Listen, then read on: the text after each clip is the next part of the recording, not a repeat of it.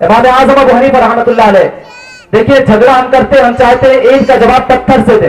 कोई एक मारे तो हम उसे डबल मारे, एक मारे तो हम उसे चार मारे, कोई जूते से मारे तो हम उसे लाठी से मारे। जनाब ये करके तुम थोड़ी सी तकलीफ दे सकते हो। आपको लगता है कि आपने चप्पल के मार में जूते की मार दी है, आपको लगता है आपका वकार वापस आ गया। नहीं नहीं, ऐसा कुछ भी नहीं है। लेकिन सुने, सब्र के दामन में क्या होता है, सब्र किस हद तक आपका इंतकाम लेता है। इमाम आजम अबू हनीफा रहमतुल्लाह अलैह की जात है। क्योंकि हमारे माशरे में लड़ाइयां बड़ी होती है, जरा सी बातें बर्दाश्त नहीं होती है। इमाम आजम अबू हनीफा बड़े ही बहुत बड़े इमाम थे, जितने बड़े इमाम थे उतने ही जलने वाले भी थे। इत्तेफाक से आपके वालिद का इंतकाल हुआ, और जब इंतकाल के बाद 3 दिन के बाद तकरीबन आप जब बाहर निकले चौक पर, तो उसी हासिद से सामना हो गया।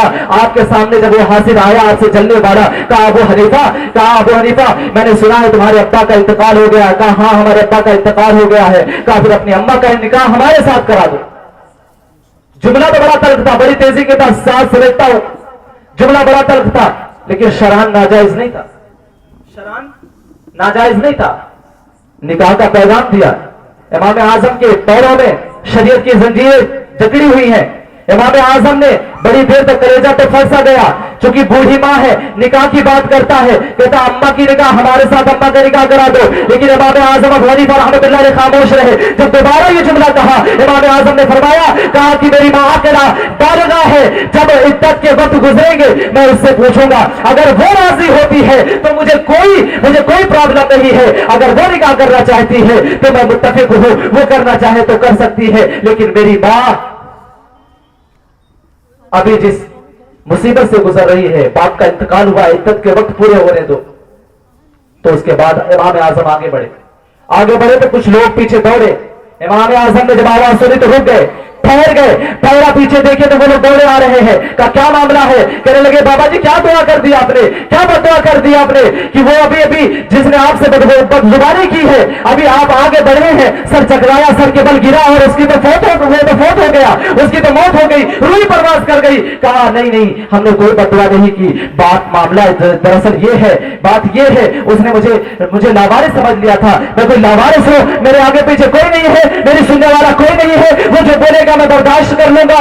अल्लाह अकबर, ये जुमले कहे आपने, और आपने कहा मैंने कोई बददुआ नहीं की है। हद तो ये है आपने फरमाया कि अबू हनीफा के सब्र ने उसकी जान ले ली, अबू हनीफा के सब्र ने उसकी जान ले ली। कसम खुदा की आप इस बात को, मैं तो चाहता हूं आपके जहन में ये बात बैठ जाए, सब्र बहुत बड़ी ताकत होती है। आप चाहते हो एक के बदले में डबल मारना, लेकिन हो सकता है आप हड्डियां तोड़ दें, हो सकता है पसलियां तोड़ दें, लेकिन वो कानूनन कार्रवाई करेगा तो आप भी पिटेंगे, आप भी जो है उसकी गिरफ्त में होंगे। लेकिन जब आप सब्र कर लेते हैं तो वो खालिक कौनैन जिसने तुम्हारी तखलीक फरमाई, जब वो बदला लेने पर आता है, कसम खुदा की याद रखें, हम अपनी हैसियत के मुताबिक बदला लेते हैं। हमारी जो पावर है, हमारी जो ताकत है, हमारी जो कुव्वत है, हम उसके मुताबिक बदला लेते हैं। लेकिन वो असल पावर वाला, वो कादरे मुतलक ऐसी पावर वाला कि जिसका कोई हमता नहीं है, जिसके कोई मिस्ल नहीं है, जब वो बदला लेने पर आता है तो आपके सब्र के दामन में किसी की मौत हो जाती है। लेकिन हम चाहते हैं बदला लें।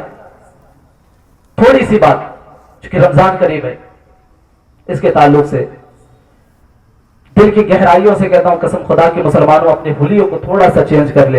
रोजा नहीं रख सकते हैं, एहतियात कर ले, एहतियात कर ले। बाजारों में ना खाएं पिए, अपने घर में खाएं, रोडों पे ना खाएं पिए, गुटखा खा करके चलना, पानी पीना आपका, ये लोगों के दरमियान में ये बहुत बुरा पैगाम आप देते हैं। मुसलमानों का ये तरीका नहीं है। असल बात तो ये है कि इस्लाम एक ऐसे फल का नाम है जिसके मग्ज अगर हम पकड़ लें, कसम खुदा की ये दुनिया पूरी तुम्हारी गुलाम होगी। कुत्ते तो कुत्ते ही होते हैं ना, इसलिए कि कुत्ते हमेशा मालिक के पीछे दुम हिला करके चलने वाले होते हैं। तुम अपने वकार को सिर्फ गिरा चुके हो, अपने वकार को समझ लो, कुत्ते फिर कुत्ते ही। क्योंकि असहाबे कहफ का कुत्ता जब उनकी तरफ बढ़ा तो असहाबे कहफ ने समझा, कुरान का वाक्य में बयान करने लगा, असहाबे कहफ ने समझा कि अभी ये भौंकेगा तो लोग जान जाएंगे कि मैं इस तरफ भागा हूं। लेकिन नहीं, कुत्ते ने आकर के बता दिया कि मैं जानवर भले हूं लेकिन अल्लाह वालों का वफादार। अपने वकार को समझो, कुत्ते फिर कुत्ते। तो कुत्ते ज्यादा भौंकने लग गए ना, वो कुत्ते कुत्ते ही हैं, कुत्ते हैं। अपने वकार को समझ लो, कुत्ते फिर कुत्ते हैं, तुम्हारे पीछे दुम भी उड़ाते हुए आएंगे इंशाअल्लाह। कुत्ते फिर कुत्ते हैं। मेरे प्यारे अपने वकार को समझो, रमजान का महीना आने वाला है। रमजान अस्सौम, सोम का माना होता है रुकना, अरबी जुमला है। आप कहते हो ना बिस्सौमी गदिन नवई, नियत करते हो ना, सौम का माना है रुकना। रुकना तो रुकना क्या मतलब? सिर्फ खाने से रुक जाना नहीं, पीने से रुक जाना नहीं, ये रोजा नहीं है। आप क्या ऐसे खाने पीने को छोड़ देने की अल्लाह को हाजत नहीं है? तुम्हारा भूखा रहना ये रब को पसंद नहीं है। क्यों? सिर्फ खाना छोड़ देना रोजा नहीं है। आपकी आंखों का गुनाह भी छोड़ना होगा, हाथों का गुनाह भी छोड़ना होगा, पैरों का गुनाह भी छोड़ना होगा। पूरे जिस्म को एक महीने के लिए आप पाक कर दो, कसम खुदा की मैं कहता हूं पूरा सर पाक हो जाएगा। ये एक महीना अपने वजूद की हिफाजत कर लो। निगाहों की भी पाकी बहुत अहम तरीन है, इसलिए कि निगाहों की पाकी में सारी चीजें हैं। हमारी निगाहें बंद हो गई हैं, हमारे दिल से इश्क मुस्तफा निकल गया है। कसम खुदा की, जिसके सीने में इश्क मुस्तफा का चिराग रोशन होता है, जिसने मेरे महबूब को पढ़ा है, कसम खुदा की उसकी निगाहों में किसी का इश्क बसता है। कहां दुनिया के चक्कर में पड़े हो? मेरे प्यारे सहाबा इकराम को पढ़ो ना जरा। एक सहाबा में से हजरत जो एक ईसाई ने एक किले में जो है मुसलमानों को बड़ा परेशान किया, बड़ा परेशान किया। तो उस सूरत में, सिचुएशन में सहाबा इकराम ने पूरे किले का मुहासरा कर लिया, चारों तरफ से घेर लिया। कहा मैं तुम्हारी जानों का प्यासा नहीं हूं, चुपचाप किला खाली कर दो, किला मेरा है, किला मेरा है, किला खाली करो, निकल जाओ, मैं तुम्हें कुछ नहीं कहूंगा, वरना खून खराबा भी होगा। क्योंकि इस्लाम खून खराबे करने के लिए नहीं आया था। अल्लाह फरमाता है कुरान पाक में आयत है, अरसल रसूलहू वदीनिल हक लियुज़हिरहू अला दीन कुल्लिही। गालिबन आयत यही होगी, क्योंकि मैं ट्रांसलेट थोड़ा से माना के एतबार से लेकर आगे बढ़ा। अल्लाह ने फरमाया मैंने रसूल